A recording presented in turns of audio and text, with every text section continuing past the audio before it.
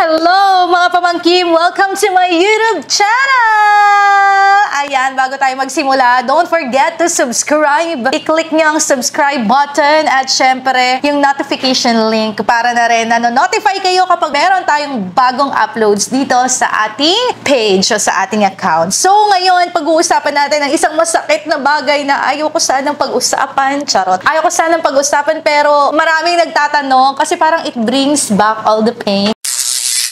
Sinama ko ngayon si Genex kasi wala na siyang choice. So, para may kausap naman ako, para hindi naman laging sarili ko na lang yung kausap ko. So, ang pag-uusapan natin ngayon ay paano nga ba bitawan ng isang tao mahal mo? Oh, so painful. Ouch. Ouch.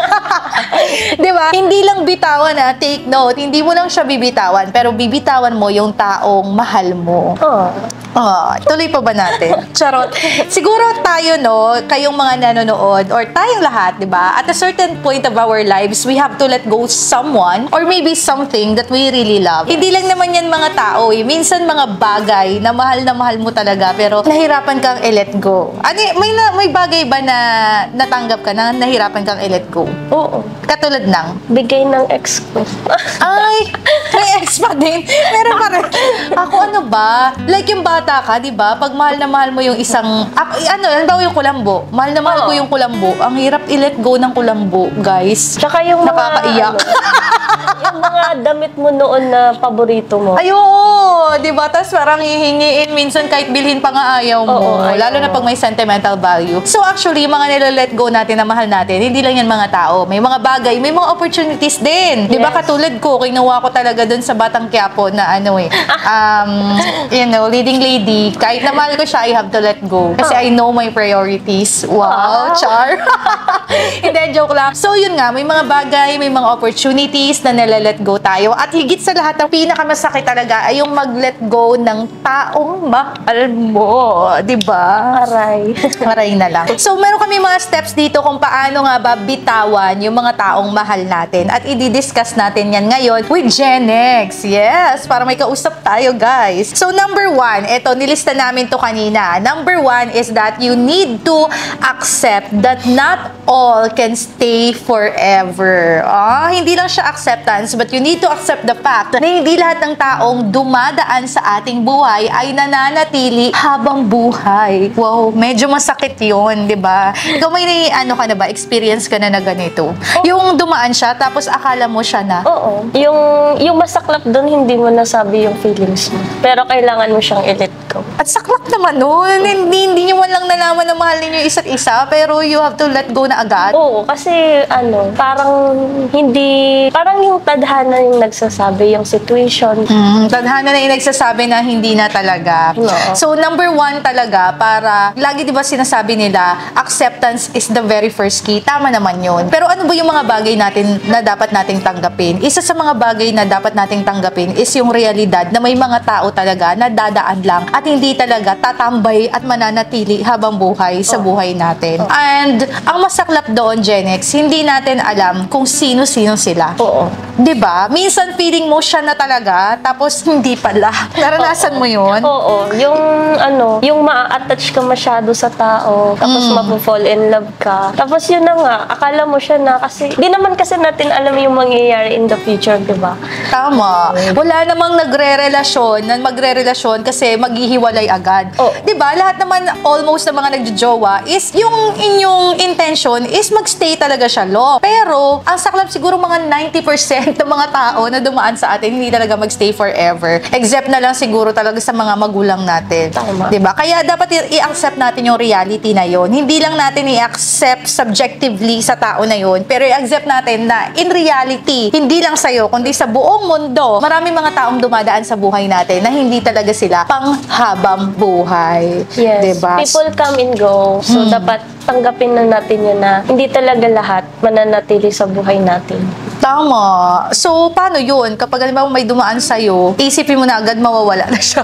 Hindi naman. Siguro para sa akin, enjoy mo muna yung moment habang nandyan siya. Kasi hindi natin alam kung kailan siya magtatagal sa buhay mo. Diba? At least, mawala man siya, nandun yung memories. Tama.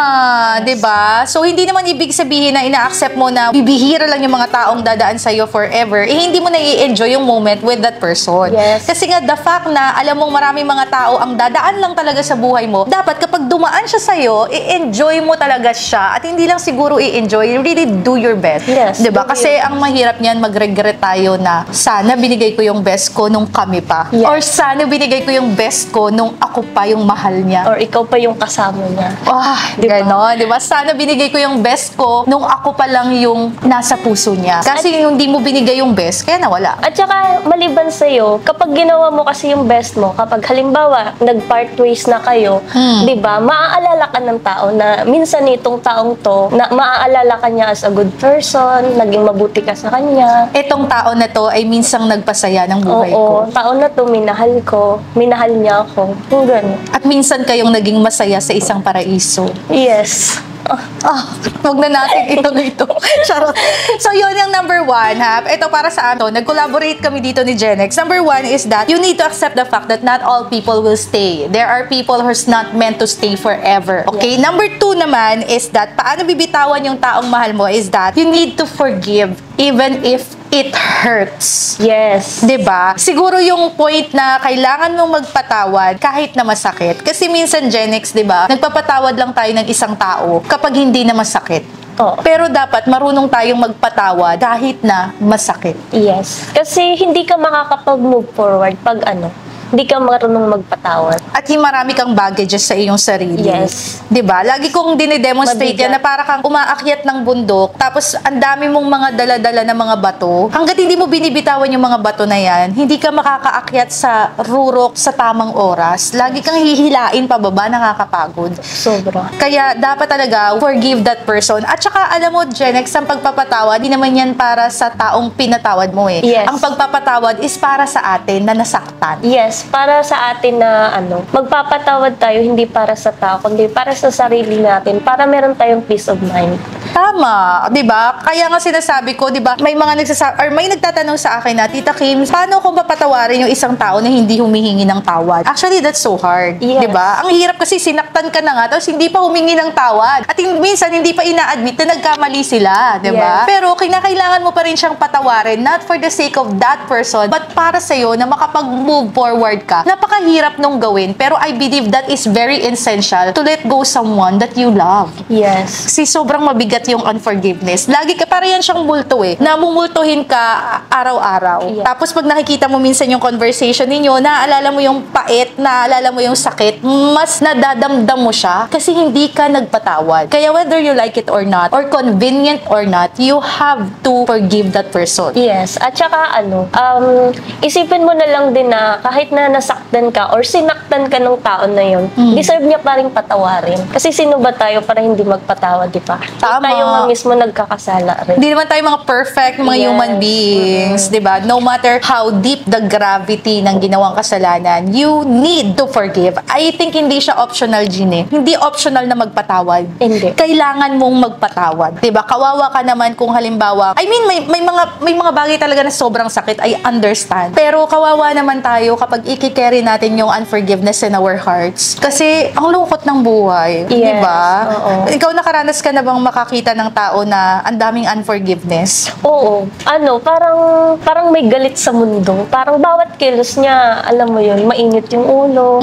Tsaka yung kapag hindi ka marunong magpatawad, malungkot sa sarili. Tama. Kaya babalik tayo dun sa point natin, Genex, na kapag tayo nagpapatawad, hindi necessarily na dapat wala na yung sakit. Tama. Minsan, kailangan, hindi lang minsan, dapat, kahit nandiyan yung sakit, you have to release forgiveness. So, number 3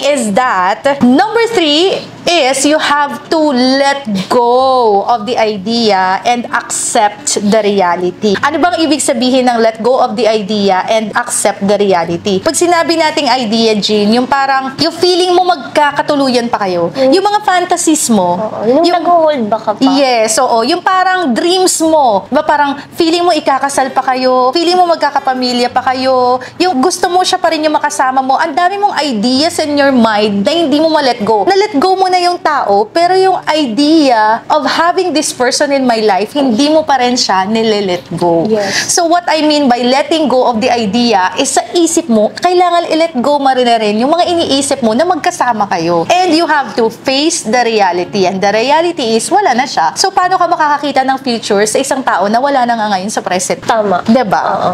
So, lalo ng mga babae, mahilig kasi tayo mag-fantasize, Oo. 'di ba? Mahilig tayo, ang malikot yung mga isip natin. Maliban sa assuming tayo, parang gusto natin yung magandang wedding, tapos saan kayo titira, nai-imagine mo na yung sarili mo na magkakaroon kayo ng pamilya o kaya ng negosyo, naglalakad kayo sa beach. 'Di ba marami kang imagination na gano'n? Yung idea mo of being that person na wala na sa'yo, you have to let go of that. Not just the person, but the idea. Yes. Mahirap kasi kapag hindi tayo marunong mag-let go. Tayo lang yung masasaktan. Tapos yung taong gusto nating i-let go, naka-move forward na. Tapos tayo naiwan. Tama. Ang Tapos hirap ang saya na nun. nila, ikaw di pa din. Oo, Charot. ikaw di pa din. Nugmok ka pa rin, te. Oo. Kaya nga wala talaga tayong option kundi mag-let go, guys. Kasi kung hindi ka mag-let go, paano ka maka-move forward? I mean, may mga taong hindi nakaka-let go pa, pero nag-move. And Yes. that is okay. At taas no tayo sa mga tao na yan kasi ang tapang nila, di ba? Pero when you move forward na hindi ka nag-let go, parang ka lang, you're going through that same cycle of pain. Oo. Kaya kailangan mo talagang i-let go. Oo, mahirap yun. Yung, may mga kilala kasi ako, Tita Kim, na 5 sino years yan? na, 3 Charot. years na, tapos hindi pa rin nakaka-let go, hindi pa rin sila nakaka-move on kasi nga, nag-hold back pa rin sila na baka balikan sila. Di ba? Parang Yan. nakakalungkot. Ang sad sa part na yun na dapat may makikilala na silang iba. Dapat masaya na sila. Pero wala, binabalik-balik pa rin nila yung sarili nila sa pain. Kasi nga, they have let go of the person but not the idea. Yes. 'Di ba? So you have to let go of the idea na magiging kayo pa. I mean, hindi naman natin kino-close yung possibilities. Pero for you to move forward, tanggalin mo na rin yun sa isip mo and you have to face the reality that you have to face this life alone. Tama. Diba? Ah, ba't sakit ng alone? pero kapag mag-isa ka, actually, marami namang opportunities na pupunta sa'yo. Yes. So, eto naman, number 4 na step kung papaano bitawan yung taong mahal mo is that you have to give yourself time to heal. Oras para maghilom. Ano ba ibig sabihin nito? Yung lagi mo nga sinasabi, di ba, respect the time. Respetuhin yung oras. Kasi, minsan kasi minamadali nating mag-move on. Minamadali natin mawala yung sakit. Kakamadali natin, mas lalo lang tayong nasasaktan. Tama. Kakamadali natin, mas lalo lang tayo nasasaktan. At saka, we cannot fake it eh.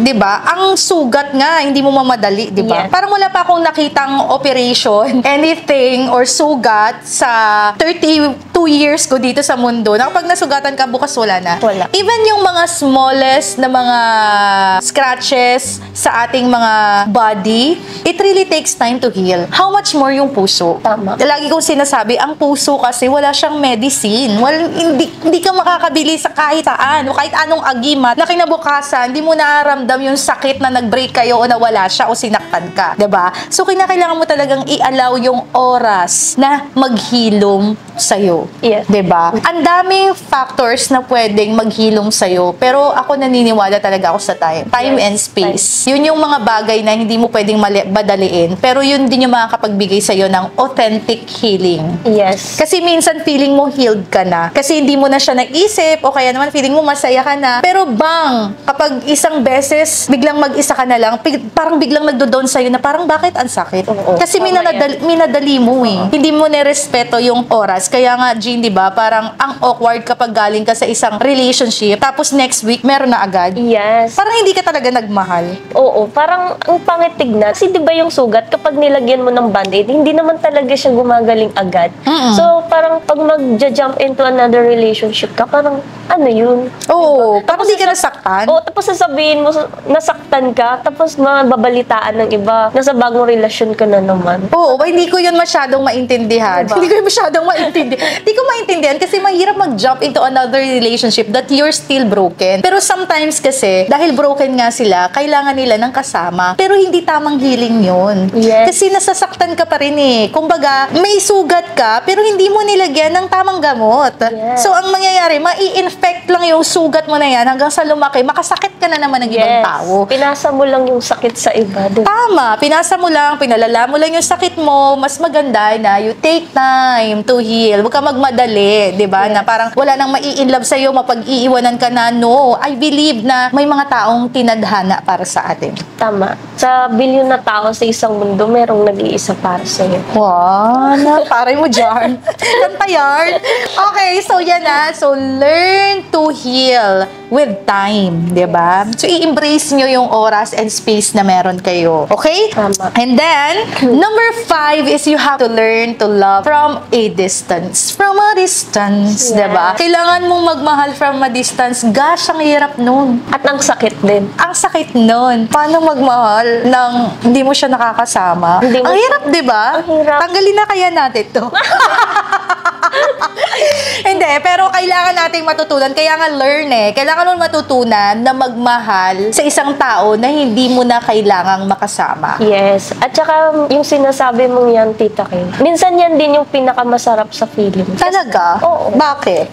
Parang isa rin sa pure, genuine love, na kaya mong mahalin yung isang tao from a distance, kahit na hindi siya sa'yo.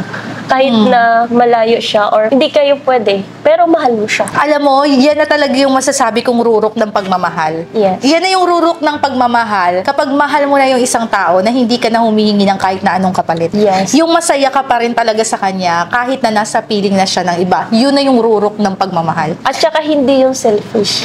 Yes, not a selfish love. Kaya Yes. doon mo talaga malalaman na, mahal ko na talaga tong tao na to. Kasi hindi na lang ako nagde-desire na ako lang yung sasaya. Parang mas mahalaga sa aking sumaya siya kasi mahal ko siya. Yes. And yung mga ganong tao, Jean, minsan lang dumadaan yung kayang magmahal ng ganon eh. Kasi karamihan ngayon, pag nagmamahal, kailangan mahal mo rin. Kapag binigyan ka, kailangan magbigay ka rin. Oh. 'Di ba? Para siyang kailangan na reciprocate lagi. Pero may kind ng love na dumadating sa atin na kaya kang makitang masaya from a distance. Yes. And I think para bitawan yung isang taong mahal mo, hindi naman ibig sabihin na hindi mo na siya dapat mahalin. Yes, tama. Pwede mo pa rin siyang mahalin, but from a distance. Oo. Pwede mo pa rin i-wish yung best para sa kanya kahit na hindi na ikaw yung kasama niya. Mas magaan yun sa puso. Kasi 'di ba yung dahil hindi na kayo, kung ano-ano nang i-wish mo sa kanya, sana mamatay na siya.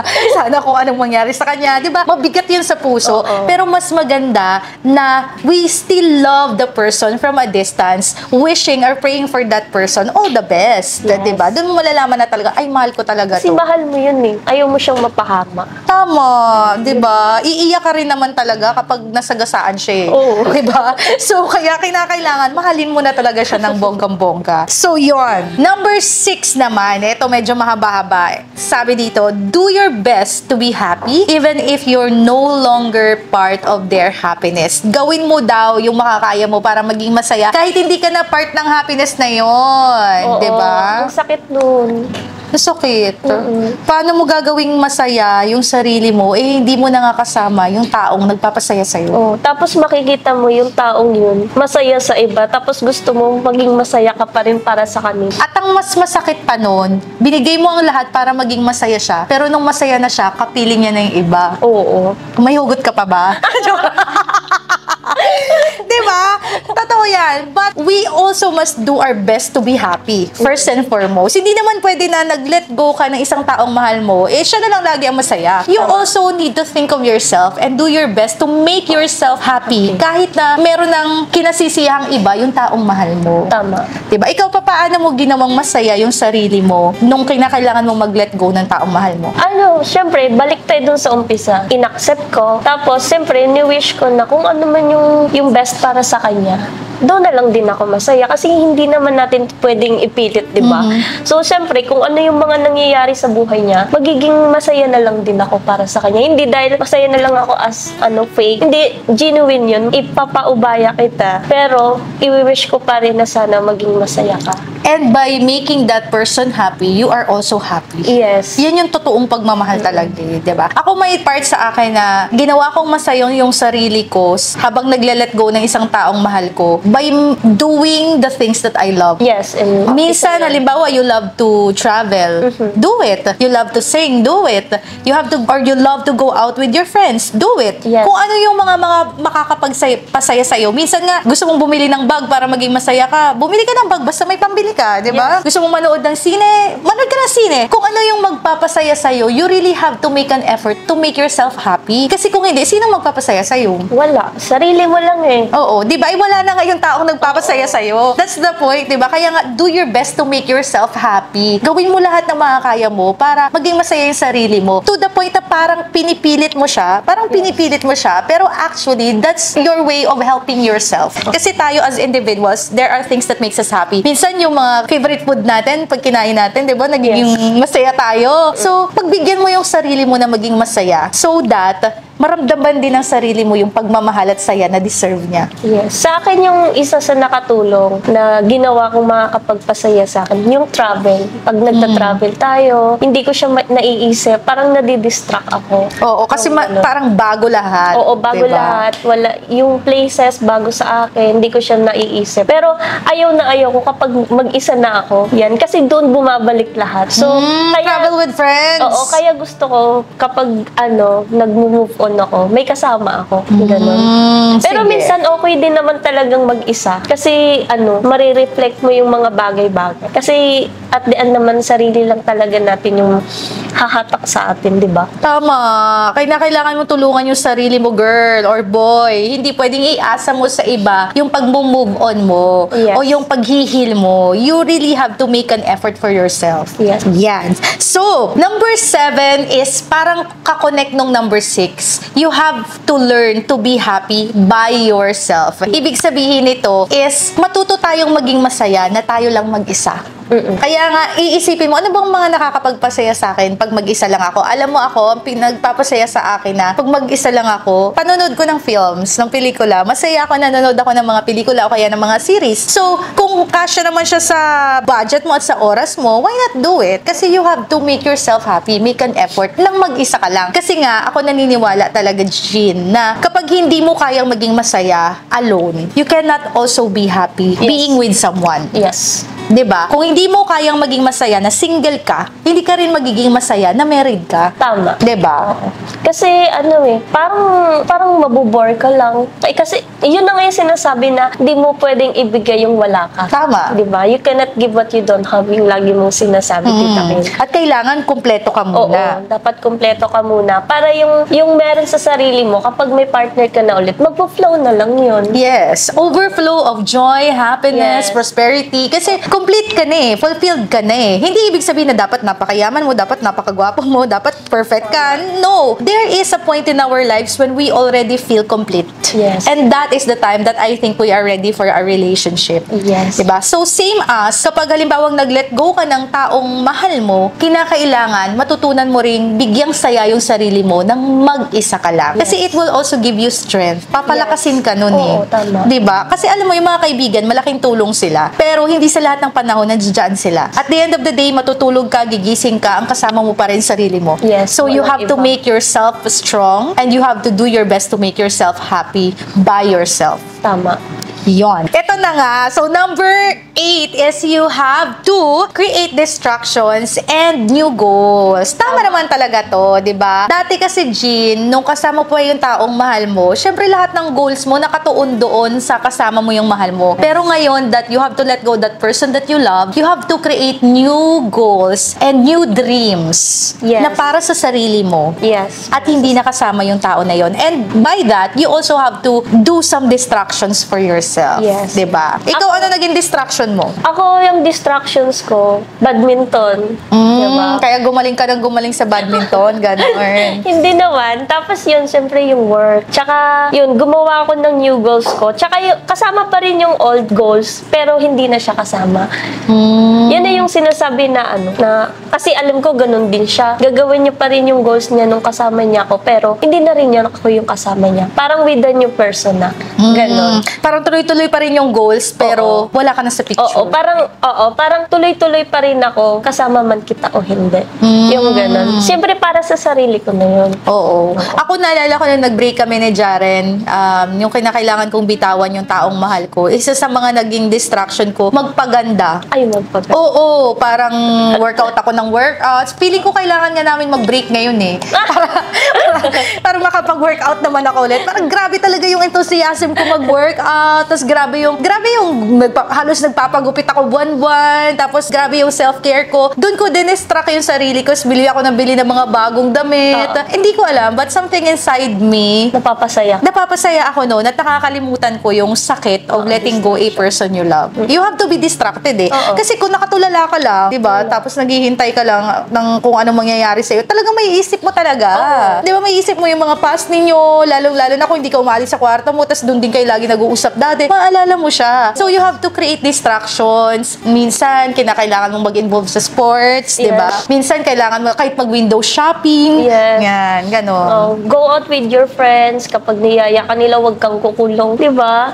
Kasi mahirap kapag kulong ka lang ng kulong, tapos di mo matutulungan yung sarili mo doon. Parang na-stuck ka lang doon. Yun na yung lagi mo ring sinasabi, Tita Kim, na gusto mong mag-move forward pero naka-stuck ka lang, di mo yung nahakbang yung paa mo, walang mangyayari sa'yo. Tama. Hanggang mabulok ka na lang doon. Tama. Di ba? So, yun na nga ang karugtong ng susunod. At karugtong nga nun ay yung number 9, which is you need to travel and change your environment. Nababanggit na natin to kanina, Jean. Di ba? Travel din pag may time. I love to travel pag broken-hearted ka kasi nakakakita ka ng mga bagong mga tao, bagong mga bagay, at hindi mo naaalala yung mga memories ninyo sa mga makalumang mga tao at mga lumang mga bagay. At lugar. Na lagi na lang ninyong pinupuntahan. Tama. Kaya mapapansin mo talaga yung mga taong broken-hearted, maakyat ng bundok, di ba? Nagsuswimming, nagtutour, nangingibang bansa, nagta-travel lang. O kaya naman, dyan na sa baybay, laging bumabaybay-baybay. Kasi eto biologically or scientifically, yung nature din kasi talaga, nakakatulong yan sa atin to heal. Naturally heal. Meron siyang, I cannot explain the science eclabush niya, basta I just know na yung nature, nakakatulong yan para tayo ay makapaglabas ng mga negative thinking and toxins sa ating buhay. And at the same time, maka-acquire tayo ng mga positive na mga views. So yun. We need to travel and also yung change of the environment. Yes. And part of changing the environment is changing minsan yung circle of friends. Yes, circle of friends. Pero ako yung una kong ginawa, binago ko yung ayos ng kwarto ko. Binago mo? So yung kama mo na sa tuktok na? Hindi. Tama, oo. Nag-rearrange ako kasi parang kahit hindi ko siya nakasama ng personal, parang nandun lahat ng thoughts niya, basta nandun siya kahit saan akong sulok ng kwarto ko, so binago ko. Para hindi ko na siya maaalala. Tama, di ba? And sometimes, that's also hard, lalo na kapag magkasama kayo sa bahay. Oo, lalo na kapag diba? Tapos matagal kayo, mag-asawa kayo. Lalo na pag may pamilya kayo, ang hirap talaga. But you have to change your environment eh. Alam mo, isa yan sa mga ginawa ko. Yung mga common friends namin na lagi namin kasama, there was a time na talagang dumistansya ako sa kanila. Kasi kung hindi ako didistansya sa kanila, lagi ko lang din maaalala yung mga memories eh. But you have to let your friends know. Yes. Hindi yung parang, uy, bakit parang hindi mo na kami friend? Diba? You have to let them know na, uy, friend, medyo nahirapan kasi ako mag-move on. Kaya pwede ba, change circle lang ako. Yan, importante yan. You have to open up to your friends. Yes. Diba? Oo. Sa akin, nag-open up ako sa kanila. Tapos after ko mag-open up, dumistansya ako. Oo. Pero pinaalam mo sa kanila na kailangan mong dumistansya kasi kailangan mong mag-move forward. Oo, kasi kasi kahit na wala naman silang ginawa sa akin, dumistansya ako kasi nga mababanggit siya. Yung mga past, 'di ba? Hindi makakatulong 'yun. Parang mai-stuck lang ako lalo. Tama. At yung mga totoong kaibigan, maiintindihan 'yon. Total, kapag healed ka na rin naman, babalik ka rin naman doon. Pero at least wala na yung mga negative memories. Wala. Kaya ngayon happy na. Yes. And number 10 is that you have to embrace the season or your season. Kailangan mong yakapin yung season na ito. Lagi ko tong sinasabi sa Dear Tita Kim Jean na you have to respect your season. Kasi lahat tayo may season. At ang season ng tao ay iba sa katabi mo. Iba-iba tayo ng season. Tama. 'Di ba? Hindi mo pwede i-compare na bakit siya, ang bilis niya mag-move on, bakit ako parang antagal. Oo. 'Di ba? Kasi iba-iba tayo ng facing eh. So kung season mo ngayon na nasasaktan ka and that you're taking time to heal, be at that season and respect that season. Kung season mo naman ngayon na dumigaya, respect that season. Kung season mo ngayon na nasasaktan, respect that season. Kasi kung lagi tayong nagpupumilit na maging season natin yung season ng ibang tao, na gets mo yun? Parang kino-compare natin. Gusto natin na mabilis lang din tayo mag-move on. Gusto natin na may jowa na rin tayo agad. Mafu-frustrate tayo eh. Kasi we are not in control. God is. Tama. Tsaka hindi iba-iba tayo ng season. So kung ano yung nangyari sa iba, hindi yun mangyayari sa atin. Tama. Oo. Ako gustong-gusto ko yung season na ganito. Na anong season? Yung season ko ngayon na ini-embrace ko lang na single ako, diba? Naghihintay ka lang. Oo. Tapos at the same time, nag-heal ka pa rin, ini-improve mo yung sarili mo. Parang ang saya lang sa feeling. Oo. Parang nung una, hindi mo yan ma-appreciate yung season mo eh. Diba? Na bakit, Lord? Binigay ko lahat. Diba? Bakit ganito? Pero in due time, marirealize mo na, ay okay lang tong season ko na to. Kailangan ko to. Parang sa season na ganito, marirealize mo, parang doon ka imumulat na, kaya yun nangyari. Kasi ganito. Diba? Doon ka na magkakaroon ng mga realizations na, ay buti na lang, tinanggal ni Lord yung tao na to sa akin. Oo, Diba? Kasi pwede ko palang ikapahamak yun. Tama. Tapos nakakasilip ka na rin ng mga new opportunities na, pwede pala si ganito, pwede pala. Hindi, sa totoo lang, di ba? Napapansin mo yung ibang tao kasi nakapag-let go ka na ng maling tao. Oo. At saka mapapansin mo na kaya siguro siya nawala sa buhay ko kasi may better na darating. Di ba? Kaya siguro ganito kasi may mga bagay akong ginagawa ngayon na hindi ko nagagawa noon nung nandyan siya. So ngayon, nung nagagawa ko na siya, parang naiisip ko, kaya siguro siya nagawa kasi sabi ni Lord, mangyayari sa akin to. And you know one fact ng seasons do not last. Yes. 'Di ba? Hindi siya panghabang buhay. So meaning to say, parang winter, spring, summer or fall, 'di ba? Whether we like it or not, hindi magtatagal ang tag-init. Tama. Darating ang tag-ulan. So, ibig sabihin sa buhay natin, kung nasasaktan ka man ngayon, huwag kang masyadong mag-alboroto sa buhay kasi dadaan lang yan. Darating din ang panahon na sasaya ka. Tama. Kung masyado ka namang masaya ngayon, huwag ka rin masyadong magpakakampante. Kasi hindi ibig sabihin habang buhay, masaya ka na. You will still go through challenges of life. Ang importante lang is we have to respect our season and enjoy our season. Yes, diba? Masaktan o masaya, tag-init o tag-ulan, i-enjoy mo. Kasi minsan lang din yan dadaan sa buhay mo. Parang siya. Parang siya lang. Isang dumaan, pero dumaan lang talaga. So, yun na nga. Guys, maraming salamat. Sana natuto kayo dyan sa mga 10 steps namin kung paano nga ba bumitaw sa isang taong mahal mo. I know it's really hard. And alam ko marami rin kayong mga naiisip na mga paraan. At itong mga paraan na sinabi namin worked for us. Yes. And this may also work for you. Pero not necessarily na ito lang yung mga daan para tayo ay makabitaw.